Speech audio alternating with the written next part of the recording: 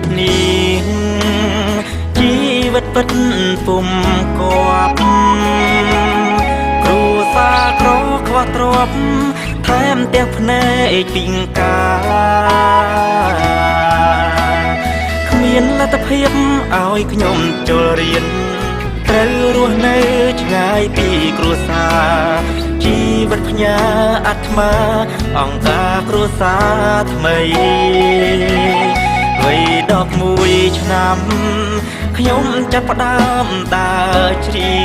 ងខំរកលុយទៅរៀនទាំងភ្នែកមិនឃើញអ្វី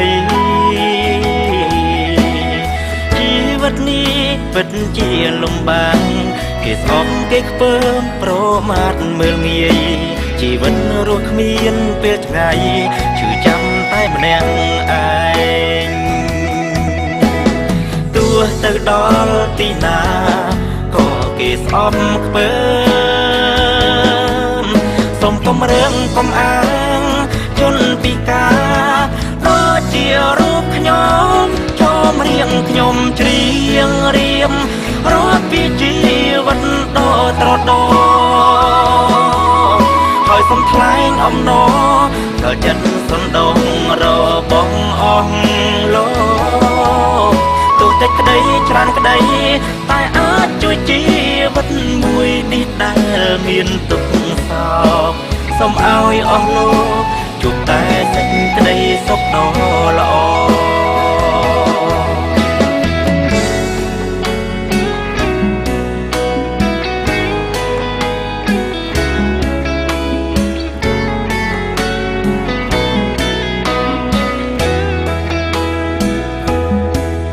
11ឆ្នាំ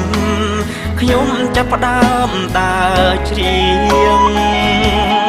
ខំរកលុយទៅរៀនទាំងភ្នែកមិនឃើញអ្វីជីវិតនេះពិតជាលំបាកគេស្អប់គេខ្ពើមប្រមាថមើលងាយជីវិតរស់គ្មានពេលថ្ងៃ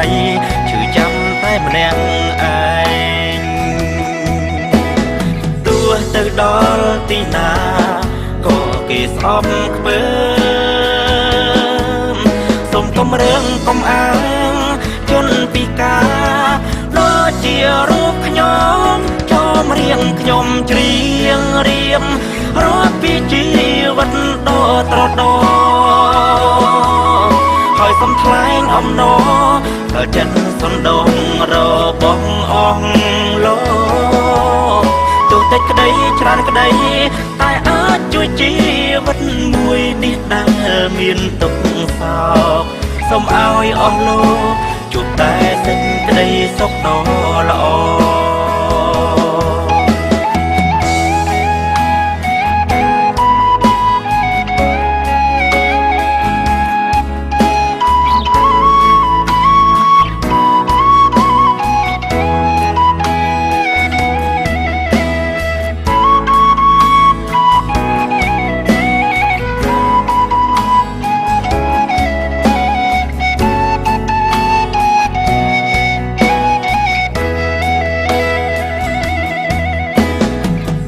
ទៅដល់ទីណា